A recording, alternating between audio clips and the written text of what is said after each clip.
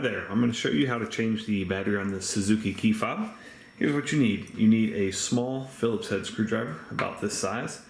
You need a medium size flat tip screwdriver about that size, and you need a replacement battery. This takes a 1620. You can get these on Amazon, they're very inexpensive. There's a link below in the description. First thing you want to do is take your Phillips head screwdriver and remove this screw. I've already saved this some time and done that. You can easily take this piece off at that point. Now at this point, flip it over and just push that through. This piece is where the battery is actually stored. On this side right here, there's a little notch. Pry that open. And there's access to your battery. Take this out. That's your old 1620.